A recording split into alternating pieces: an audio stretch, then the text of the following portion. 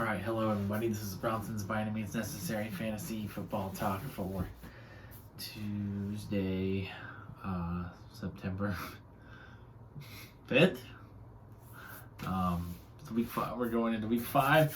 This is your Tuesday waiver wire edition for week 5. This is a very, very deep, very strong week of fantasy football waiver wire. It's probably the strongest waiver wire that I can recall. Definitely this year. A lot of options. So, I mean, I'm sure, it's a little bit late here on Tuesday night. I'm sure you've already put in your waiver claims. You probably did it like Sunday. But maybe my info can kind of help you prioritize who you want to get. Because I'm sure you've got a lot. Like I said, it's deep. You might be a little overwhelmed this week. But before we get into that, I just want to talk a couple of things. Cordero Patterson, man, he's really, I don't know what to say. I still think he's a fluke because he's teased like this before. He's never been quite this productive this many games in a row, so I'll give him that.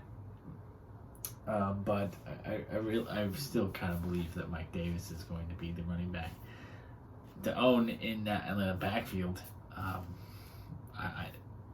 Cordero Patterson is definitely a hot hand to ride for now, but don't be surprised if he lets you down and you lose a matchup because you started him in your flex or whatever.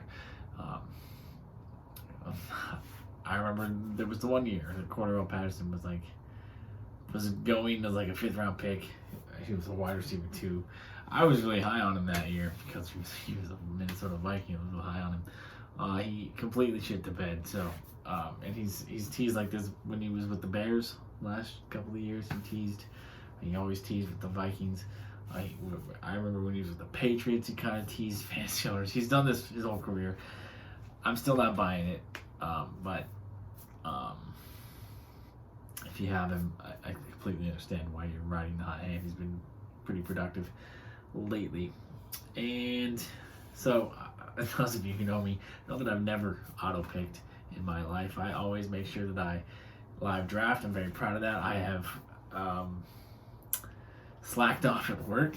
I've gotten in trouble at work a couple of times for drafting when I should be working. That's just what I do. I always try to schedule drafts for when I'm available. If it doesn't work out, I'll draft at work.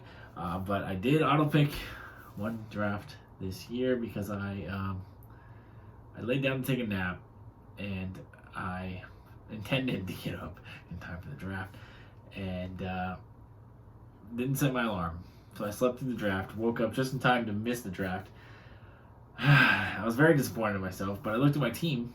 I liked my team. I was pretty happy with my team. But it turns out that team is now 0-4.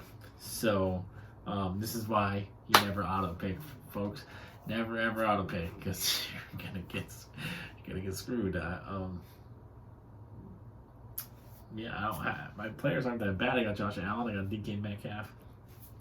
Allen Robinson, of course, been disappointing, but I was really high on Allen Robinson. So even if I hadn't auto-picked, I probably would have taken Allen Robinson at the pick I got him at, which I think was 40 or 41. I got Christian McCaffrey. I'm pretty sure I had the number 1 overall pick. McCaffrey's hurt, so that's not helping. I have Joe Mixon, who's been okay. I have Marvin Jones, who's been okay. I mean, I got Justin Tucker. I got the Tampa defense.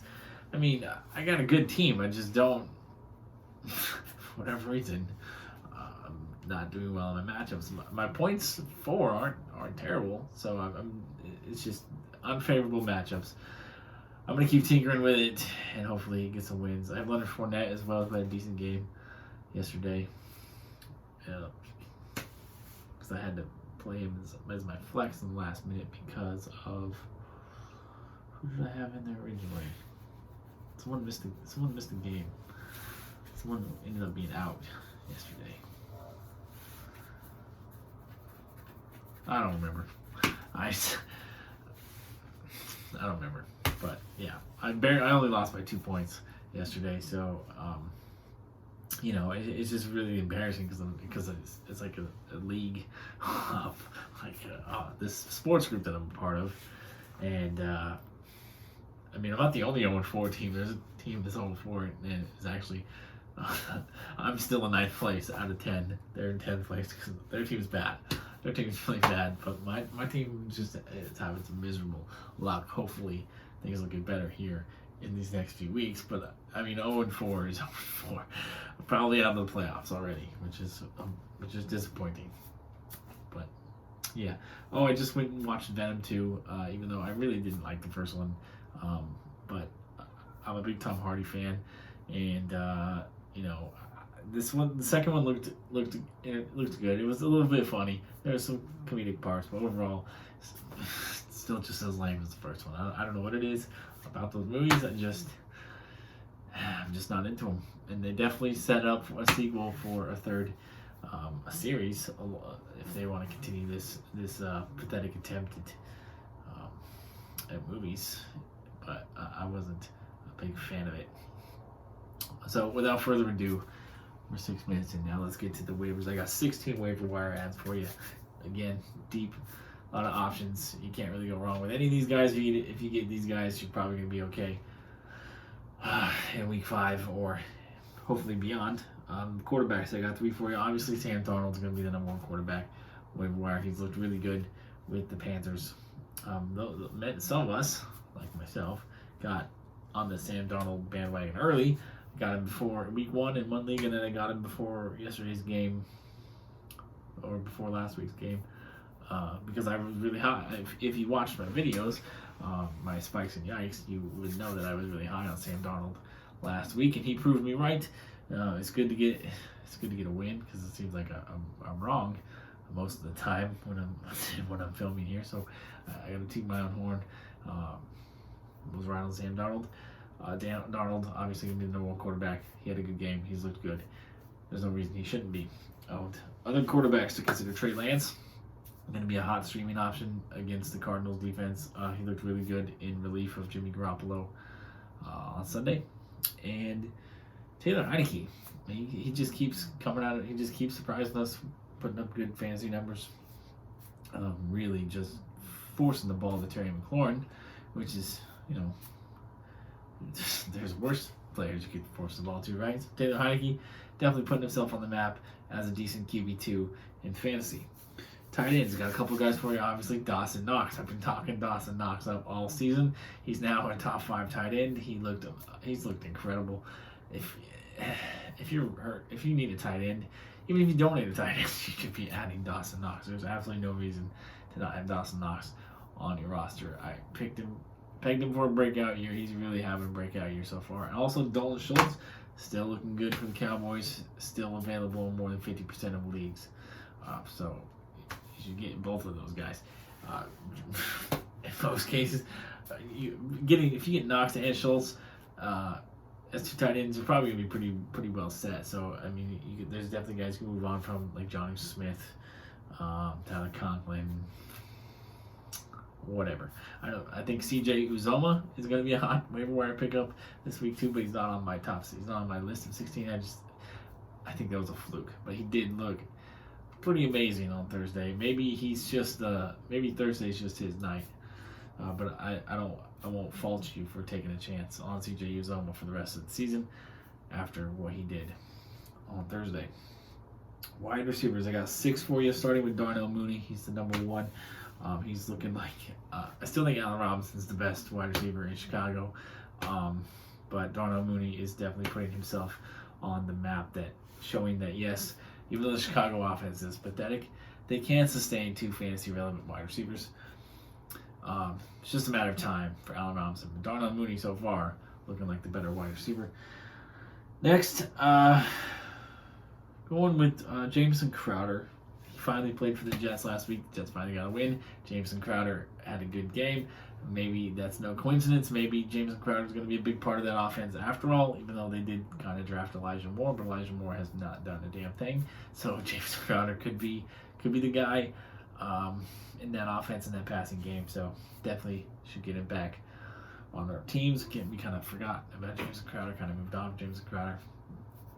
time to get him back on the roster. Marquez Callaway's back on the radar. He's had 2 decent games in a row here. He was everybody's preseason darling.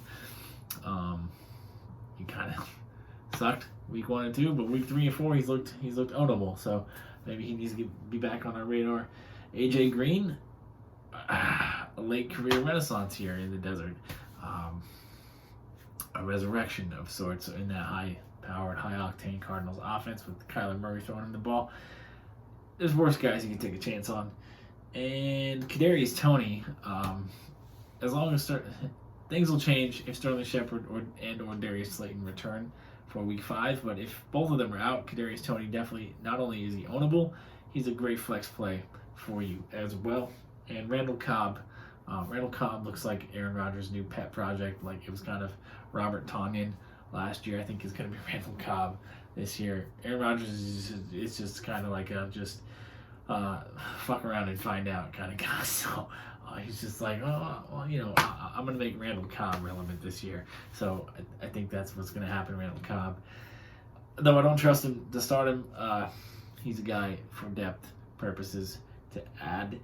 And for running backs, I have 5. A lot of guys who you're going to want to maybe handcuff your guy with, starting with Damian Williams. David Montgomery has already been announced he's going to be out at least 4 weeks. A month. Damian Williams should be not only the bell cow back, he might get nearly 100% of the work in that offense. So, although it's definitely a downgrade from David Montgomery to Damian Williams, any running back who gets that kind of volume is going to be worth owning.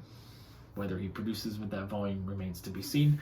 Samaje Perine, it sounds like Joe Mixon could be out for week 5. Samaje Perine should be the largest beneficiary of that. So at least for week 5, Samaje Perine can be I'm not going to put him in the running back 2 conversation. Probably the flex play conversation. Alex Collins, with Chris Carson being banged up and that game being on Thursday, Alex Collins could be a huge pickup for you, handcuff for you this week. I personally, in one of my leagues where we don't have waivers, I don't know why we don't have waivers. I'm not the commissioner. I didn't set it up. I just joined it. I did pick up Alex Collins today to potentially potentially offset Carson missing Thursday's game. Latavius Murray, despite what I thought early on, Latavius Murray looks like he is going to be the feature back in Baltimore, and Baltimore's a very, very run-heavy offense. Latavius Murray instantly vaults into the running back 2 conversation as Tyson Williams fades out. And Kenneth Gainwell is gaining, nice pun, on Miles Sanders in that Eagles backfield. So Kenneth Gainwell, if you have Miles Sanders, you probably definitely want to get Kenneth Gainwell. If you don't have Miles Sanders and you just need some running back depth, you should probably get Kenneth Gainwell if you miss out on some of them other guys. Gainwell, I think, is going to be other than Latavius Murray, out of all 5 of those running backs, I think Kenneth Gainwell is going to be the most relevant for the rest of the season. I think as soon as David Montgomery comes back, Damian Williams is going to be nothing. Chris Carson gets healthy, Alex Collins is going to be nothing, Joe Mixon healthy, Samaje Perine going to be nothing. But for week 5, those are all going to be very useful running backs. But season long, Latavius Murray, Kenneth Gainwell are going to be your guys you're going to want. So that's it. That's my video. I am going to, I wish you good luck in all your waiver claims and in your matchups this week. And I think I'm gonna see if I can find a fantasy basketball draft here before I go to bed. Maybe categories. I should brush up on my categories since my dynasty leagues are categories leagues. I usually just play H2H points. It's just easier. It's just more fun. The categories, I don't know. Maybe categories could help me spice up my interest in redraft basketball again. So, as always, peace, love, and nacho fries, and best wishes to you and blessings to you and yours. Thank you so much for the views, for those of you who watch, and hit me up with some comments, or hit like, or share, spread the word on me or something. Just I like attention. I mean, I don't like attention. I like attention on my art, my stuff I create. I don't like the attention on me per se. But anyways, I'm gonna get off here. Good night.